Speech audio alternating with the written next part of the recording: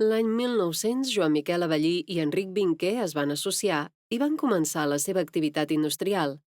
Un any més tard hi va entrar Paul Meyer.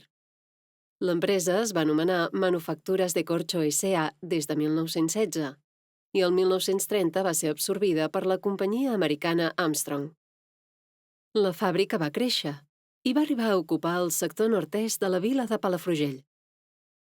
S'hi fabricaven tota mena de productes, des de taps i discos fins a plantilles per al calçat, boies, salvavides, cascs colonials, llana i paper de suro.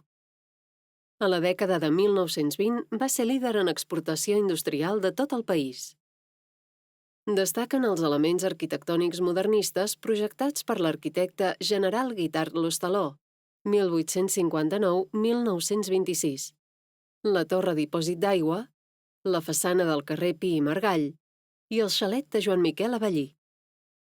La fàbrica va tancar els últims espais del recinte l'any 1993 i va començar la planificació que va consolidar dins la trama urbana un gran espai industrial surer. Els edificis conservats de la fàbrica acullen en l'actualitat diverses institucions.